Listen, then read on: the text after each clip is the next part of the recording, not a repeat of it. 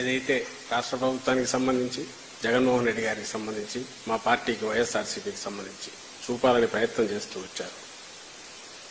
అవాస్తవికమైంది ఎందుకంటున్నానంటే కనీసం సంవత్సరం రెండేళ్ళు పాలన అయిన తర్వాత అయినా సరే ఏదో ఇంత జరిగింది ఏదో అని చెప్పడానికి అవకాశం ఉంటుంది. అట్లా కాకుండా వచ్చిన రోజు నుంచే మొదలుపెట్టి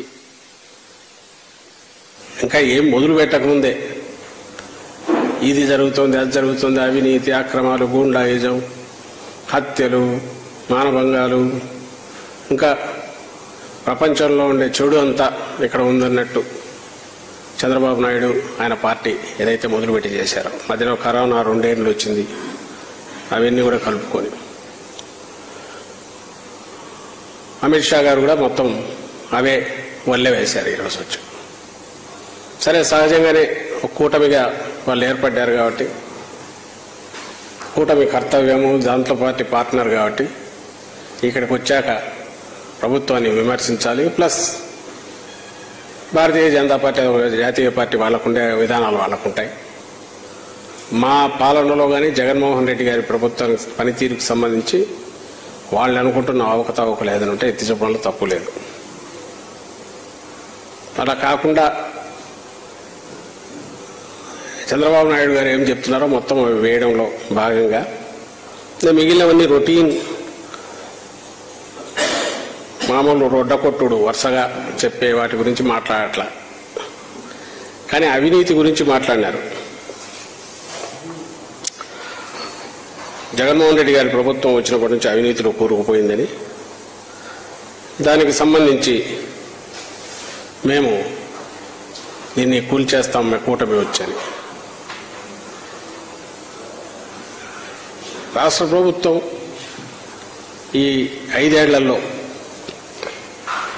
2 ఏళ్ళు కరోనా టైం తీసేస్తే, సంక్షోభం టైం ఎప్పుడైతే యాక్టివిటీ అంత నిల్లుందో, ఏదైనా యాక్టివిటీ అంటూ ఉంటే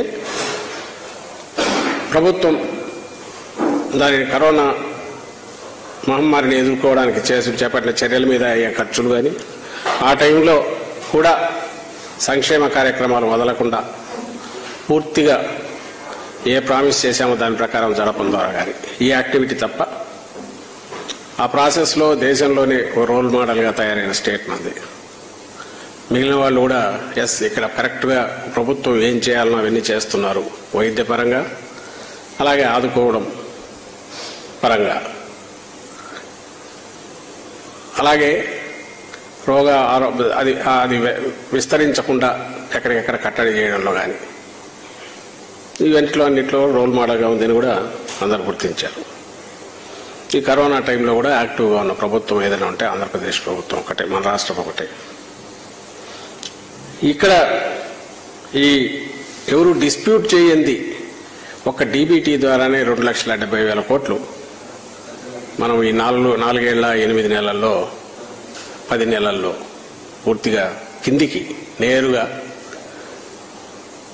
మహిళల అకౌంట్లలోకి, బెనిఫిషరీస్ లబ్ధిదారులైన కుటుంబాలకు సంబంధించి మహిళల అకౌంట్లలో చేర్చాం. అంటే ఇది ఎందుకు చెప్తున్నానంటే 2,70,000 కోట్లు నేరుగా ₹1 పిల్ఫరేజ్ అవినీతికి అవకాశం లేకుండా, అంతకుముందు హయాంలో ఉన్న జన్మభూమి కమిటీలు లాంటివి లేకుండా నేరుగా వాళ్ళ అకౌంట్లోకి మనం పంపిస్తే, అలాగే అంటే నేను లెక్కలు భారీగా కనపడేవి చెప్తున్నా. 31 లక్షల ఇంట్లో పట్టాలు కరోనా అయిపోయిన తర్వాత, పీరియడ్ అయిపోయిన తర్వాత ఇమ్మీడియట్ మొదలుపెట్టి పూర్తి చేసి, కన్స్ట్రక్షన్ కూడా 9 లక్షల ఇల్లు పూర్తి చేసి ఈరోజుకు రికార్డు బ్రేక్ చేస్తే, ఇంకా అలాగే నాడు నేడు కింద అటు పాఠశాలలు కానీ ఇటు ఆసుపత్రులు కానీ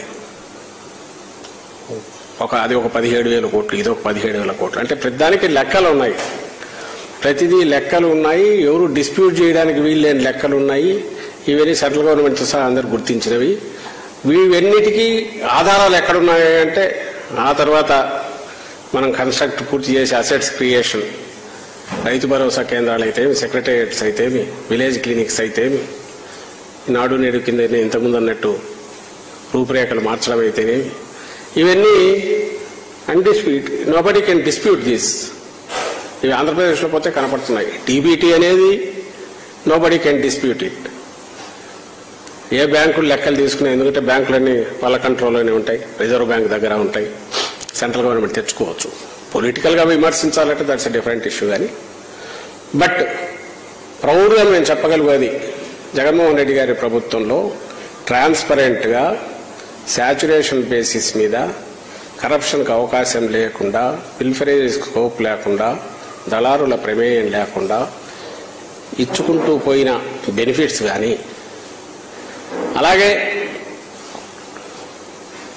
అసెట్ క్రియేషన్ కానీ, కొత్తగా ఇప్పుడు టేకప్ చేసిన ప్రాజెక్ట్స్ కానీ, ఇందులో ఏది ఆకాశంలో నుంచి ఎక్కడో గాల్లో లెక్కలు చెప్పట్లాగా వాళ్ళ బీజేపీ వాళ్ళు పోయి చూసుకున్నా కనపడతాయి. అందులో ఆయన సెంట్రల్ గవర్నమెంట్ ప్రతినిధిగా ఇక్కడికి వచ్చారు, హోమ్ మినిస్టర్. సో వాళ్ళ చేతిలోనే అన్నీ ఉన్నాయి, అక్కడ చెక్ చేసినా కనపడతాయి, అందరికీ తెలిసిన విషయం ఇది. దాంట్లో ఆయన అవినీతిని అన్నాడు క్యాజువల్గా. ఎందుకు చెప్తున్నామంటే ఓ పొలిటికల్ లీడర్గా ఎలక్షన్లు వస్తున్నాయి కాబట్టి మాట్లాడాలి కాబట్టి మాట్లాడితే దట్స్ డిఫరెంట్ ఇష్యూ. కానీ బట్ అది అవాస్తవం అని చెప్పడం మా బాధ్యత. కాబట్టి ఏదో రాజకీయ విమర్శ కోసం చేశారా అంటే చేసిపోతే పోయారు, కానీ ఇది వాస్తవం అని చెప్పడం మా బాధ్యత. కాబట్టి అవినీతి ఏదైనా జరిగింది అంటే అంతవరకు జరిగింది, 14-19 మధ్య జరిగింది. అందులో బీజేపీ కూడా పార్ట్నర్, దాంట్లో Bharatiya Janata party partner. Bharatiya Janata party పార్ట్నర్గా ఇక్కడ మంత్రివర్గంలో ఉంది, తెలుగుదేశం పార్టీ ఎన్డీఏ పార్ట్నర్గా కేంద్ర మంత్రివర్గంలో కేబినెట్లో కూడా ఉంది. మరి ఆ పాపం అంతా ఎటు తప్పించుకుంటారు? ఆ రోజు జరిగింది, దాన్ని సహించలేకనే ఆంధ్రప్రదేశ్ రాష్ట్ర ప్రజలు దాన్ని తిరస్కరించారు. అఫ్ కోర్స్ 17లో ఎప్పుడైతే 17-18 స్టార్టింగ్కో పక్కకు వచ్చింది కాబట్టి బీజేపీ, ఆ తర్వాత వాళ్ళే మాట్లాడారు కాబట్టి నేను చూపిస్తాను. కాబట్టి మాకు సంబంధం లేదు, ఎన్నికలు వచ్చేసరికి అని అనొచ్చు, that's a different issue BJP. But Chandrababu Naidu అవినీతి చూసి సహించలేకనే ఇంత అవినీతి మేము భరించలేమని చెప్పి, మా వల్ల కాదని చెప్పి జనం చీకొట్టి రిజెక్ట్ చేశారు, తిరస్కరించారు చంద్రబాబు నాయుడు ఆయన పార్టీని. ఆ పార్టీతో ఈరోజు బీజేపీ మళ్లీ పొత్తు పెట్టుకుంది. తర్వాత రెండో విషయం ఈయనన్నది పోలవరంకు సంబంధించి, పోలవరం జగన్మోహన్ రెడ్డి సర్కార్ డిలే చేస్తుంది, సెంటర్ నుంచి ఎప్పటికప్పుడు ఇచ్చేస్తున్నా, మేము దాన్ని ఇచ్చాం, జాతీయ ప్రాజెక్ట్ చేశాం, డిలే చేస్తుంది. ఈరోజు చంద్రబాబు నాయుడు స్టేట్ ఇక్కడ అక్కడ మమ్మల్ని ఎలక్ట్ చేసుకుంటే 2 yearsలో కంప్లీట్ చేస్తాము అని అన్నాడు. డిలే ఎందుకు చేస్తుంది అంటే అవినీతిలో కూరుకుపోయింది అని అన్నాడు. ఇది ఒక ఎగ్జాంపుల్, అది క్లియర్ కట్ కేసు కాబట్టి ఆయనకు తెలుసు,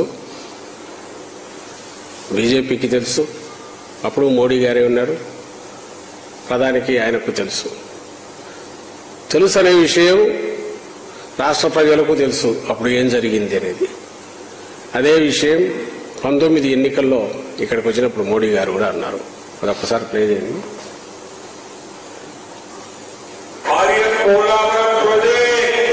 किसानों के लिए जिंदगी और मृत्यु का विषय है, खेत के लिए पानी का विषय है, माताओं बहनों के लिए पीने के पानी का विषय है, लेकिन एक यूटर्न बाबू के लिए, ये टीडीपी के लिए ये पोलावरम प्रोजेक्ट एटीएम है, एटीएम उसमें से निकालो भ्रष्टाचार का खेल खेलते रहो, यही उनका काम है.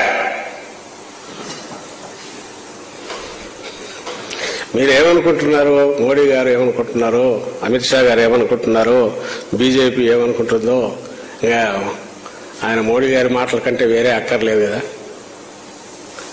ఆయన ఆ రోజు మాట్లాడిన మాటల్లో మొత్తం దీన్ని సూక్ష్మంగా ఒక్క వాక్యం లేక తీసుకొచ్చారు. పోలవరం ప్రాజెక్టును చంద్రబాబు నాయుడు యూటర్న్ బాబు అని కూడా పేరు పెట్టాడు. చంద్రబాబు నాయుడు దాన్ని ఒక ఏటీఎం లాగా వాడుకుంటున్నాడు, పిండుకుంటూనే ఉన్నాడు. దాంట్లోంచి ఒక కామధేను లాగా ఇప్పుడు కావాలంటే అప్పుడు పిండుకోవడానికి ప్రాజెక్టు చేయాలనుకోవట్లేదు అని ఆ రోజు సాక్షాత్తు ప్రధానమంత్రి, ఇప్పుడు కూడా ఆయన మళ్ళీ ప్రధాని కావడానికి ఈ ఎన్నికల్లో కూడా పార్టీ చేస్తోంది. అండ్ అమిత్ షా గారికి కూడా ఈ విషయం తెలుసు. అది సహించలేకనే జనం రిజెక్ట్ చేశారు. ఈ విషయం తెలియదా? ఆయనకు తెలియదా?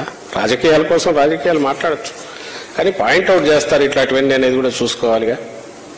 రెండో విషయం, ఎలాగో పోలవరం వచ్చింది కాబట్టి చెప్పాలి. 14లో అధికారంలోకి వచ్చి ఈ ముగ్గురు కలిసి, ఆ రోజు ముగ్గురే జగన్మోహన్ రెడ్డి గారు రోజు చూపిస్తుంటారు, 3 తలకాయలు చూపిస్తూ వీళ్ళు ముగ్గురు ఆ రోజు వచ్చి ఏం హామీలు ఇచ్చారని మా నాయకుడు రోజు చూపిస్తుంటారు, అందరూ చూస్తూనే ఉన్నారు. ఆ హామీలు ఎట్లా తుంగలో దొక్కారని కూడా చంద్రబాబు నాయుడు చెప్తున్నారు. ఈ ముగ్గురు అధికారంలోకి వచ్చాక 14 నుంచి 17 వరకు పోలవరం గురించి ఎందుకు చంద్రబాబు నాయుడు ఊసెత్తలేదు? ఎప్పుడైతే స్పెషల్ స్టేటస్ అనేది గాలిలోకి వదిలేసి స్పెషల్ ప్యాకేజ్ అని చెప్పి ఒకదానికి రాజీ పడి పోలవరం ప్రాజెక్టుకు సంబంధించినంత వరకు కూడా పర్మిషన్ తెచ్చుకున్నాడో అప్పుడే చంద్రబాబు నాయుడు పోలవరం మొదలు పెట్టాడు. అప్పుడు కూడా ఏం చేశాడా అంటే, పోలవరం ప్రాజెక్టుకు సంబంధించినంత వరకు ఏం చేశాడు ఆయన? అప్పటి వరకు ఉన్నది 13-14 రేట్ల ప్రకారం ఉన్న కాంట్రాక్ట్ ఉంటే 60C కింద, క్లాస్ 66C కింద ఏ పర్ఫార్మెన్స్ నాన్ పర్ఫార్మింగ్ కాంట్రాక్ట్ సరిగా చేయకపోతే కాంట్రాక్ట్ రద్దు చేసే దాని కింద రద్దు చేసి తనకు అత్యంత ప్రియమైన రామోజీరావు వియ్యంకులకు సంబంధించిన నవయుగ కంపెనీకి కట్టబెట్టాడు. 13-14 రేట్ల ప్రకారం ఇవ్వాల్సిన ఒరిజినల్ అగ్రిమెంట్ ప్రకారం సేమ్ కండిషన్స్ కాంట్రాక్టర్ కూడా ఒప్పుకున్నాడు, అంటే 13-14 రేట్ల ప్రకారమే చేయడానికి. అయినా సరే చంద్రబాబు నాయుడు వాళ్లకు 15-16 అంటే 2015-16 కాంట్రాక్ట్ రేట్ల ప్రకారం కాంట్రాక్ట్ అవార్డు చేశాడు. అంటే స్ట్రైట్గా 2013-14కు 15-16కు ఉన్న తేడా ఏందో మొత్తం అంతా కూడా అది కరప్షన్ తప్ప ఏమవుతుంది, వాళ్ళకి ఇచ్చేశాడు. అది దాంతోపాటు చేసినవి చాలా ఉన్నాయిలే. వాళ్లకు కావాల్సినంత అమౌంట్ కానీ, వర్క్ జరగకపోయినా అడ్వాన్స్లు ఇవ్వడం కానీ, మొబిలైజేషన్ అడ్వాన్స్ విపరీతంగా ఇచ్చేసి అంతకుముందు ఇచ్చింది అట్లే క్యారీ ఫార్వర్డ్ చేసుకోవడం కానీ, ప్రతిదానికి క్యాబినెట్లో పెట్టడం, అప్రూవ్ చేయించుకోవడం అన్నీ బహుశా అంత చిన్న ముద్దుగా మురిపెంగా చూసుకున్న కాంట్రాక్టర్ ఎవరు ఉండింటారు. కానీ ప్రాజెక్ట్ కాలే. ఉన్న కాలువనే వెడల్పు చేయడము, పట్టిసీమ ఒకటి చేయడము, దీని దగ్గర మట్టి పనులు చేయడము, ఇది చేసి వదిలేశాడు. కాఫర్ డ్యామ్ అనేది కొత్తది తీసుకొచ్చాడు. కాఫర్ డ్యామ్తో నీళ్లు ఆపి దాన్ని చూపాలని చూశాడు. అది హిస్టరీ, రెస్ట్ ఈజ్ హిస్టరీ. ఈ రోజు ఆలస్యమైందంటే దేనికి అయింది నేను సెంట్రల్ గవర్నమెంట్కి తెలుసు, అందరికి తెలుసు. ఆ రోజు ఆయన చేసిన పాపం, చంద్రబాబు నాయుడు చేసిన పాపం, నాట్ ఓన్లీ పోలవరం తెచ్చుకొని తన ఆదాయం కోసం చూసుకోవడం, కాంట్రాక్టర్ తన వాడిని పెట్టి అడ్డంగా ఇంతకుముందు ఆయన మోడీ గారి మాటలో చెప్పినట్టు ఏటీఎం లాగా వాడుకోవడం తప్ప ప్రాజెక్టు పూర్తి చేయాలని చేయలే. దాంతోనే ఏం చేశాడు?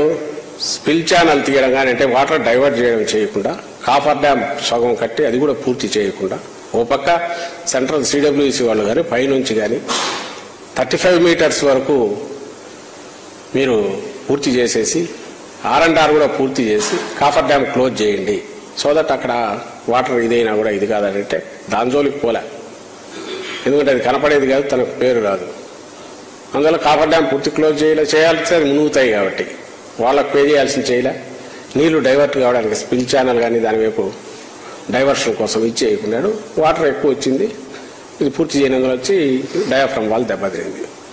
అదేది మేము రాగానే జరిగింది. ఇది అప్పుడు వరదల్లో వచ్చిన వరదల్లో బాధ్యుడు ఎవరు? ఆయన. దానివల్ల జరిగిన డిలే అని సెంట్రల్ గవర్నమెంట్లో అందరికీ తెలుసు, ఇంక్లూడింగ్ అమిత్ షా గారికి తెలుసు, మోడీ గారికి తెలుసు. ఎందుకంటే మన ముఖ్యమంత్రి గారు ఎప్పుడు వెళ్ళినా వీళ్ళే డిసైడింగ్ కాబట్టి కలిసినప్పుడల్లా వాళ్ళకు రిక్వెస్ట్ చేస్తూ స్పెషల్ స్టేటస్ గురించో దీని గురించో అక్కడ చెప్తూ వస్తున్నారు. దానికంటే ఇంకా అప్పటికీ ఇప్పటికీ చెప్పాలి కాబట్టి జగన్మోహన్ రెడ్డి గారు వచ్చారు. ఇక ఏం చేశారయ్యా అంటే రివర్స్ టెండరింగ్కి వెళ్ళి 850 కోట్లు సేవ్ చేశారు. దాని నుంచి ఒరిజినల్ పోలవరం కాంట్రాక్ట్ నుంచి వాళ్ళనే పెట్టి ఈయన కూడా ఏటీఎం లాగా ఏం పిండుకోలే, పిండలే. రివర్స్ టెండరింగ్కి పోయి 850 crores సేవ్ చేశారు. ఇది జగన్మోహన్ రెడ్డి గారు చేసింది. అలాగే స్పిల్వే పూర్తి చేసి spill channel complete in all respect పూర్తి చేసి ఆ తర్వాత ఇప్పుడు డయాఫ్రమ్ క్లోజ్ మన ఇదే అయితే తప్ప కాఫర్ డ్యామ్ పూర్తి కాదు.